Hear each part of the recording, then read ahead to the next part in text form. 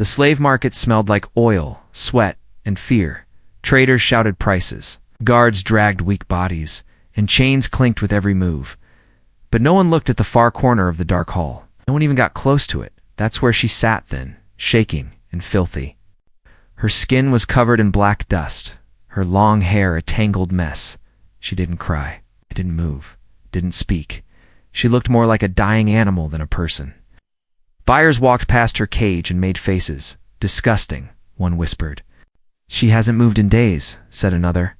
One man even spat on the floor near her. Worthless trash, he muttered.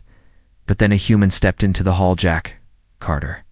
Middle-aged, with gray streaks in his beard and a long brown coat. That had seen too many wars. He wasn't a slave buyer. Not really. He was a salvager, a freighter captain, and sometimes a rescuer. He came here for spare parts, not people. But something caught his eye. Not the girl's chains, not her wounds. It was her eyes. In that dark corner, two golden eyes stared straight at him, alive, afraid, but still burning. They didn't. Beg didn't blink, just watched him as if waiting for something. Jack walked over slowly. The guard nearby laughed. You don't want that one, he said. She hasn't spoken a word. Won't eat, probably full of disease. Jack didn't answer. He crouched in front of the cage, just outside the bars. The girl didn't flinch. She looked tired, broken, but not gone. What's your name? Jack asked softly. No answer.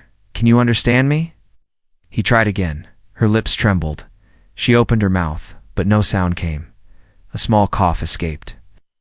Dry and painful, Jack stood up, turned to the guard. I'll take her, he said. The guard blinked, shocked. You serious? Jack nodded. Suit yourself, the man said, unlocking the cage and stepping back. She's your problem now.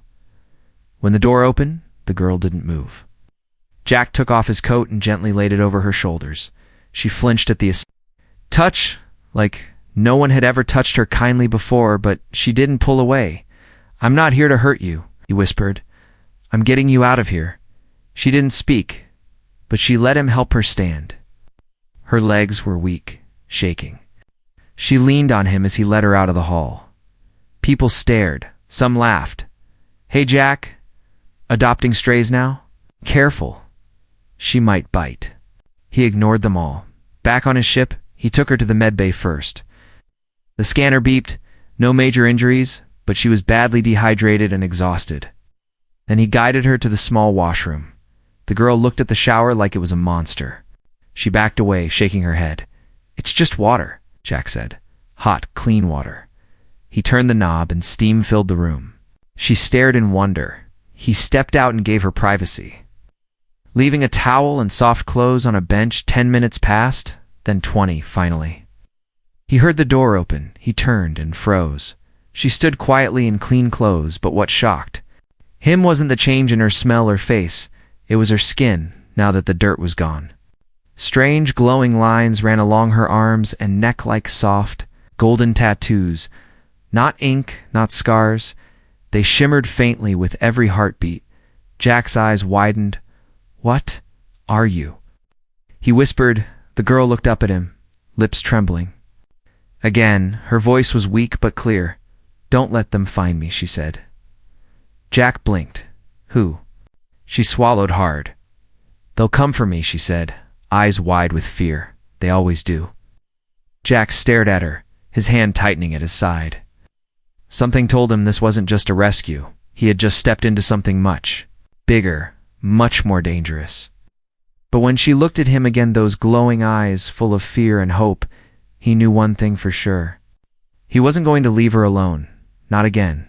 Not ever. The ship's lights were dim as Jack sat in the control room. He stared at the monitor, watching the girl sleep in the small bunk beside the med bay. She curled up like a frightened animal. The towel clutched tightly in her hands. Clean now. Skin glowed faintly with golden lines like alien vines. Jack couldn't stop thinking about what she said. They'll come for me. Who was they? And why did they want her so badly? He rubbed his eyes and sighed. He hadn't meant to get involved in anything big, but now he was in it, deep. The next morning, the girl woke up with a scream. Jack rushed in. but she had already jumped off. The bed back pressed to the wall, her eyes were wild, chest heaving. "Hey, hey," Jack said gently, raising his hands. "You're safe. It's just me." She looked around, blinking fast. Then she slowly slid down to the floor and covered her face. Jack knelt beside her, but didn't touch her. "Nightmares?" he asked softly. She nodded once. Jack sat beside her and waited. Finally, she peeked through her fingers. "Why did you help me?" she whispered. Jack smiled a little, because no one else would. Tears filled her eyes, but she blinked them away fast. "I don't remember my real name," she said. "They called me Unit 9. "In the lab?" Jack's breath caught. "Lab?" she nodded. "They made us there, not born. It's not normal." Jack's mind raced. This girl wasn't just a slave. She was made a test subject, a science experiment. I escaped, but they always find me." Her voice shook. "I hid in dirt so they wouldn't scan me, covered my glow, held my breath when they passed." Jack leaned forward. "Who are they?" She whispered one word. "Zarn." Jack froze. The Zarn were a secretive alien group, known for bioweapons and illegal cloning. Even the Galactic Council didn't mess with them. He looked at her again, small, quiet, but glowing with something. "Powerful. I have something inside me," she added. "If I get too scared, it comes out." She touched her chest, where the gold lines pulsed slowly. "I don't know what it is, but it hurts people." Jack's gut tightened. She was a living weapon. And the Zarn wanted her back, probably to finish what they started. Or worse, to sell her to someone far more dangerous. "I'm not going back," she said firmly. "I'll die before I go back." Jack stood slowly. "Then we'll make sure they never find you." She looked up at him, confused. "Why do you care?" Jack looked out the small window into the stars. "'Cause a long time ago," he said, "I watched someone cry behind glass, and I did nothing." His voice lowered.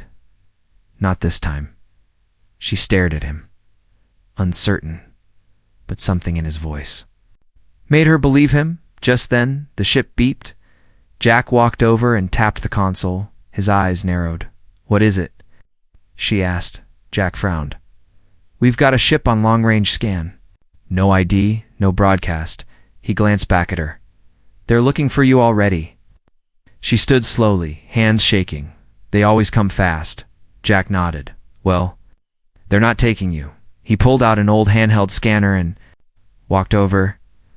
"I need to check for any tracking signals on you." The girl nodded, afraid. Jack waved the scanner over her arms, neck, back. And then, near her shoulder, it beeped. He frowned. "There's a nanotag under your skin," he said. "We need to get it out, or they'll follow you anywhere." She didn't move, but her eyes widened in fear. Jack walked to a drawer and pulled out a tiny surgical kit. "This'll hurt," he said, "but I'll be quick." She sat on the edge of the table and closed her eyes. Jack worked fast and careful, slicing just deep enough to pull out a small glowing chip. It buzzed weakly in his fingers before he crushed it under his boot. "There," he said, wiping the blood. "No more tracking." She looked at the floor, then up at him. "Thank you," she whispered. Jack gave her a calm nod. "We need to leave orbit," he said. "Somewhere they won't expect." She tilted her head. "I know a place," she said slowly. "It's dangerous. But they never go there." Jack raised an eyebrow. "Where?" She looked him straight in the eye for the first time. "Dead Moon," she said. "A place no one returns from." Jack didn't flinch. He just smiled. "Sounds perfect." The ship jumped into hyperspace. Stars stretched into long lines outside the window. The girl sat silently in the co-pilot seat, staring at nothing. Her skin still glowed softly. Like golden rivers under the surface, Jack flew in silence. His mind spinning. He had picked up a girl, dirty, weak, unwanted. But she was more than that now. She was a secret, a weapon, and a target. "Dead Moon," Jack said after a long pause. "Where is it exactly?" "Sector Zeta 5, she replied. Beyond the drift fields, he looked at her, surprised. "Nothing grows there. Nothing lives. That's why they won't follow," she said calmly. "I stayed there once, for weeks." At. Her voice grew softer until hunger drove me back. Jack nodded. At. Then he asked the question that had been burning in his head. Why do you glow? She looked down at her hands. When they made us. They tested different bloods, she said slowly. Mine mixed with something alien older than Zarn.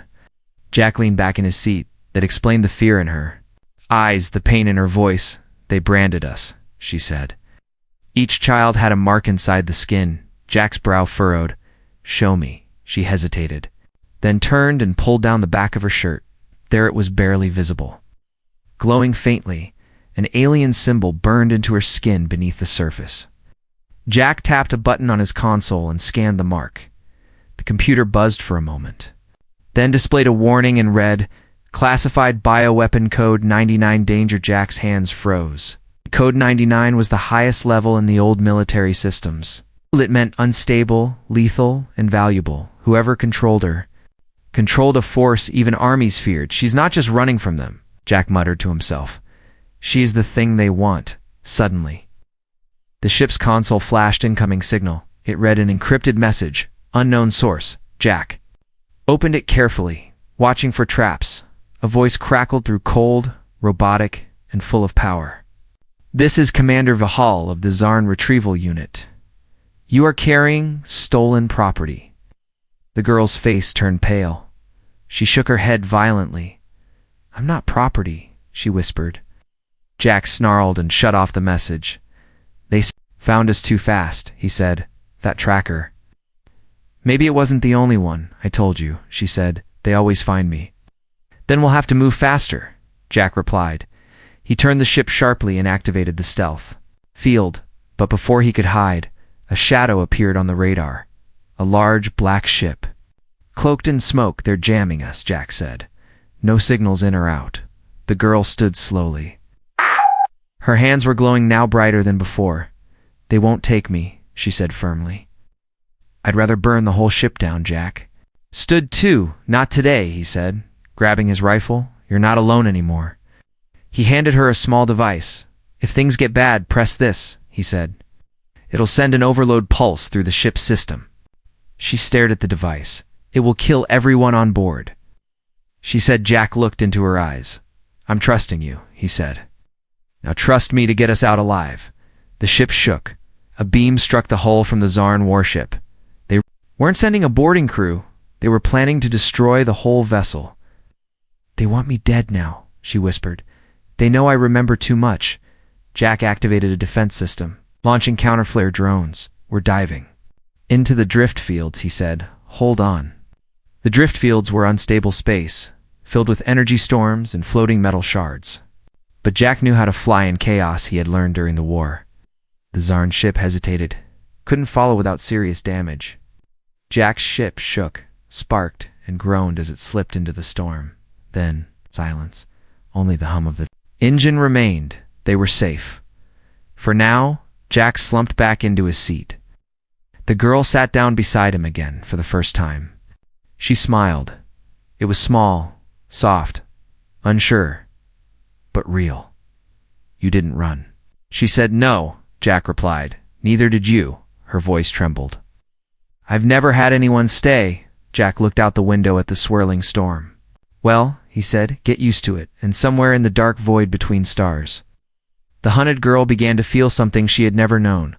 Hope. The drift fields were quiet now, too quiet. Ship floated in a pocket of calm space, hidden between torn chunks of metal and frozen energy waves. But Jack knew the silence wouldn't last. He watched the scanner closely. Nothing. No signals, no heat traces, no ships, but still.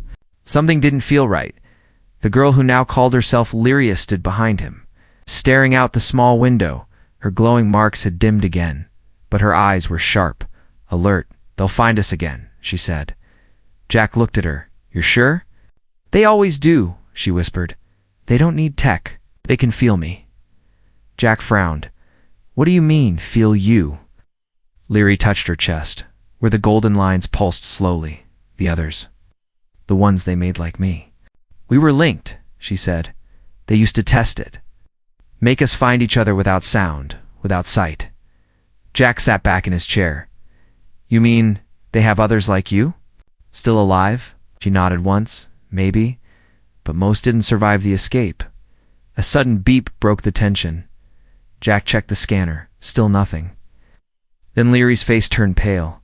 She backed away from the window slowly. Something's near, she said, voice shaking. I feel it. Watching, Jack grabbed his rifle and turned on the ship's internal defense system. A red light flashed. Intruder detected airlock 3, but no ship docked. Jack said, confused, no alarms, no movement. Leary's breathing grew. Faster? They're inside already, she whispered. They sent one of us. Jack's heart dropped. A tracker. She nodded. They send one to find the target, she said, if the tracker dies. The fleet comes anyway. Jack sprinted to the hallway. Lights flickered, and the temperature dropped. His breath fogged in the air. Something was here, and it wasn't human. From the shadows, a figure stepped out. It was tall, thin, its pale skin and glowing blue eyes, just like Leary's, but colder. It didn't speak, didn't blink. It simply stared at Jack, then moved forward without a sound. Jack fired, the bullets hit, but the thing didn't fall.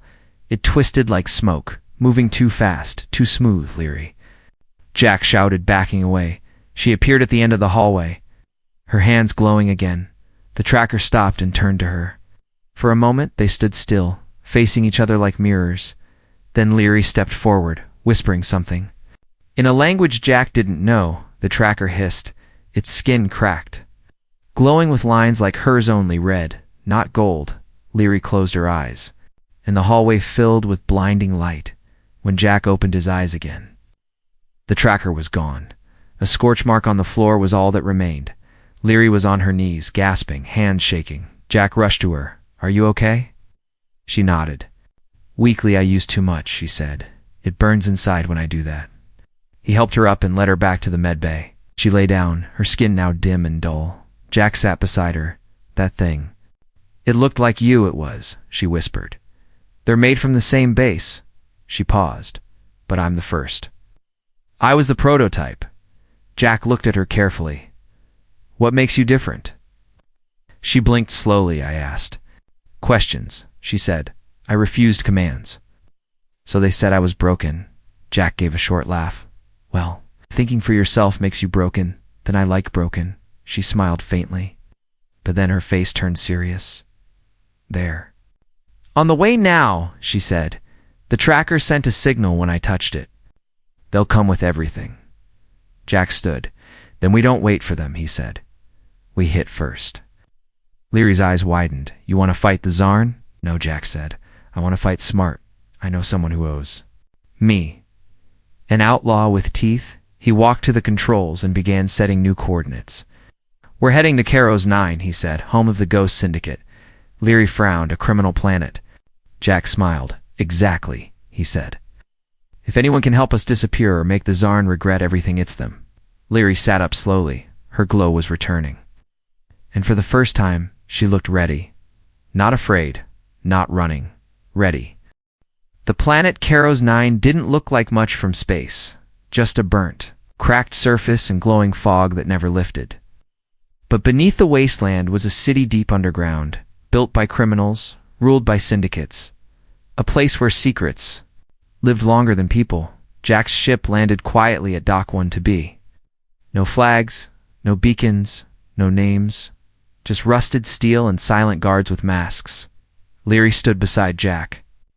Her golden lines hidden beneath a black cloak. Her hood was up, but her eyes scanned every shadow.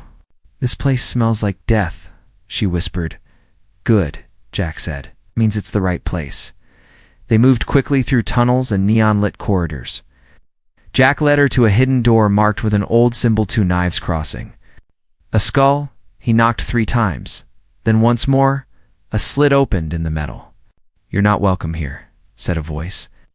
Tell Ruvik that Jack Carter has a favor to cash in, Jack replied. Silence. Then the door opened, inside. The air was thick with smoke and voices in 10 languages. Aliens and humans traded weapons. Drugs, tech, and information. No one cared who you were as long as you paid. A tall creature with red skin and glowing cyber eyes approached. He smiled when he saw Jack still alive. He asked, voice like gravel barely. Jack said, "This is Leary." Ruvik looked at her, eyes narrowing, XR in markings. He said, "You brought danger with you." "I brought something the Zarn want more than their own ships," Jack said, "and we need a way to vanish." Ruvik tilted his head. "That costs. I'll pay," Jack replied. Not with credits, with a chance to hurt the Zarn that got Ruvik's attention. He led them deeper into the base. But someone was already watching them, a masked figure in the shadows, fingers tapping on a small device. Hours later, Jack and Leary were resting in a quiet room. Jack was checking his weapons.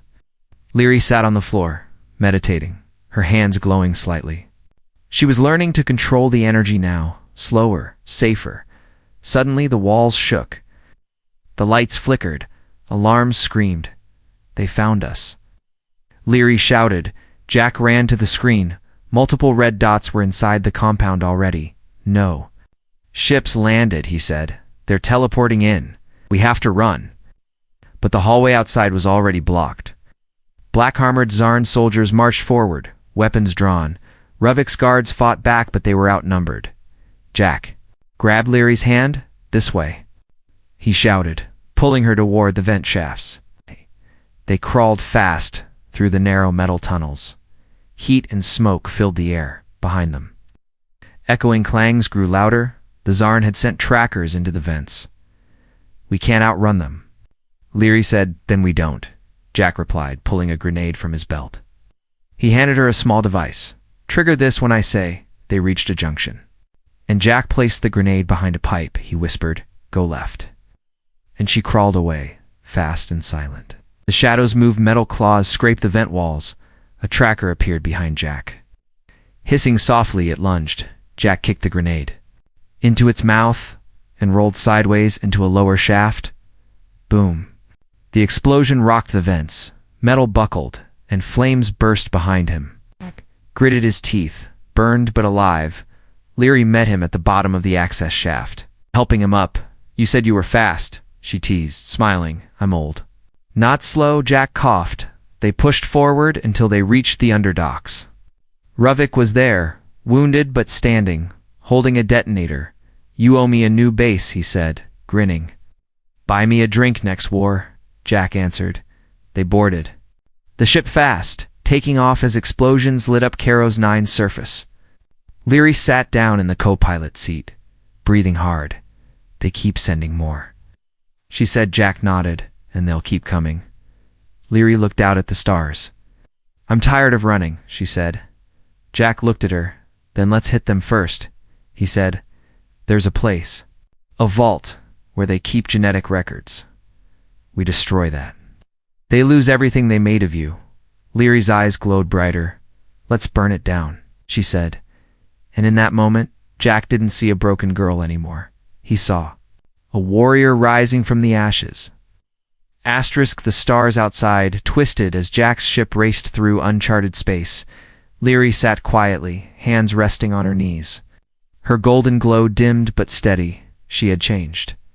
Not just cleaner or stronger, she was focused now, sharp, like a blade that knew exactly where to strike. Jack glanced over. "We're almost there," he said. "Zero's station." Leary blinked. "I've never heard of it." Jack smiled faintly. "No one talks about Zeros," he said. "It's where you go when you've run out of friends and morals." Zero's station was a hidden fortress in deep space. Built inside a dead asteroid, it wasn't run by pirates or soldiers, or even gang lords. It was run by something worse.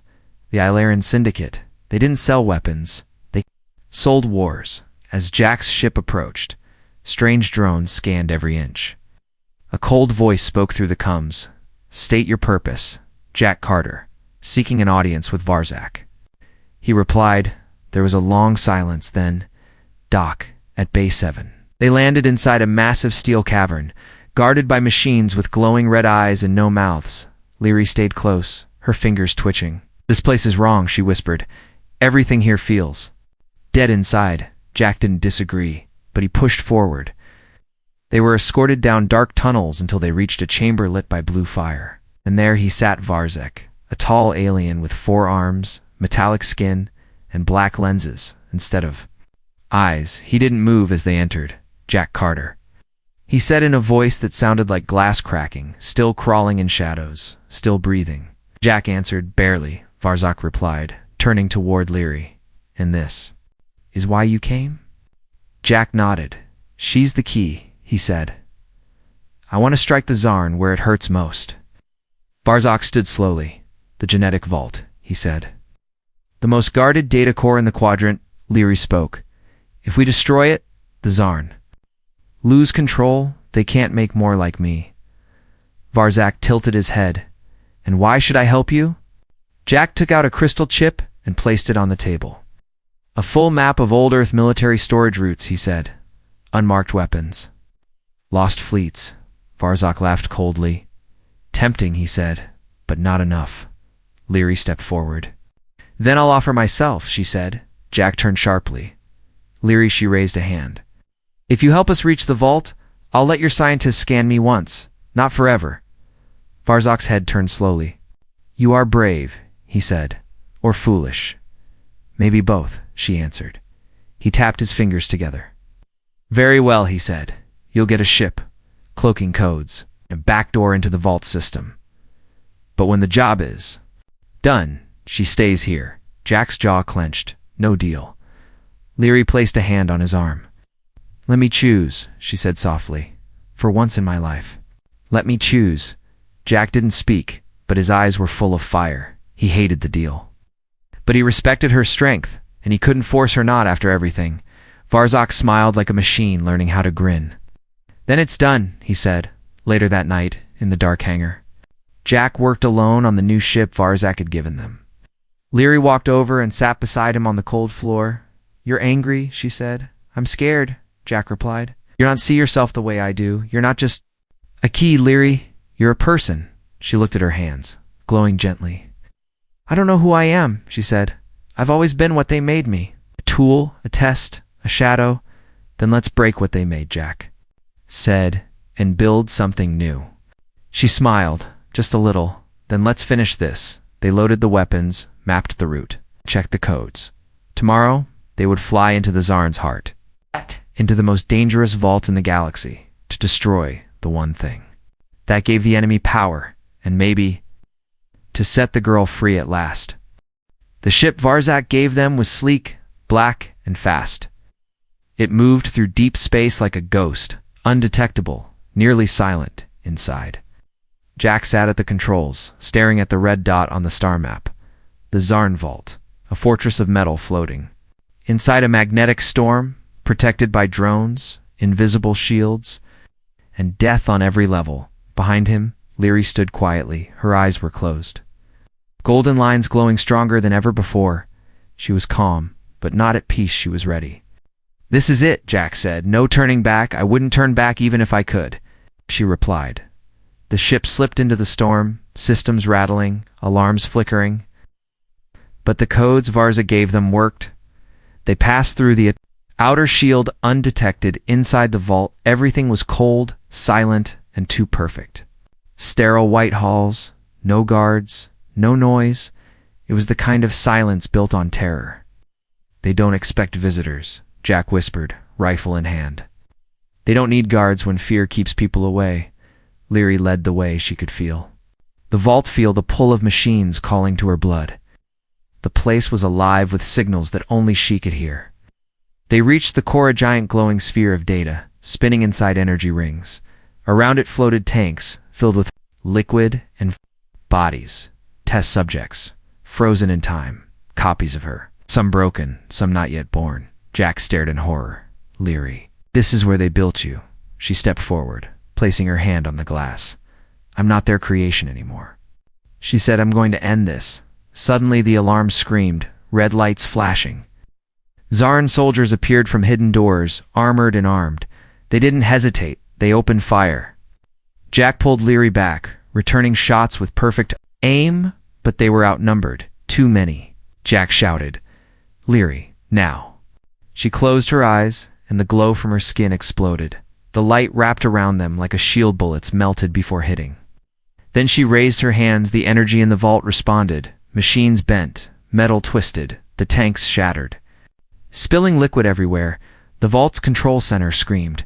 Warning, core stability compromise. Edley looked at Jack. You have to go, she said. Jack froze. What? No, I can't hold the power back, she said. If I stay connected, I can burn it all down. Everything they made. Ends today, you'll die, he said quietly. She gave him a small, tired smile. I was never alive until... You found me. Jack stepped closer. There has to be another way. There isn't, she said. Please, Jack. Don't let my life be wasted. Jack stared at her, jaw tight, heartbreaking. Then slowly, he stepped back. He reached into his coat, pulled out the old coat he gave her the day they met. He placed it near the console. I'll be waiting, he said. I'll wait. Ow. Just in case, she nodded, tears in her eyes. Thank you. For seeing me, Jack ran, dodging fire, diving into the ship. He launched it just as the vault shook behind him. Flames and light burst out into the stars. The Zarn vault imploded silent, final, and then nothing. 3 months later, Jack sat alone in a small colony bar on the edge of nowhere. He stared at a holoscreen showing news. Zarn, weapons vault destroyed, council investigating unknown hero. He didn't smile, he just sipped his drink. Some said the Zarn were collapsing, losing control, their secrets were gone. Their future burned away. Jack didn't care, he just missed her. Then the door opened, cold wind blew in. A figure stepped in slowly, hood up, steps quiet. Jack didn't look up. Not yet, but something stirred in him. The figure stopped at his table. Dropped a small glowing chip. He picked it up. Pit pulsed gold. His hand trembled. He looked up. And there she was, leery, alive, glowing faint but steady. Her eyes met his. And she whispered, Told you I'd choose my own ending. Jack stood, speechless, then finally smiled. And for the first time in a long time, he felt whole again.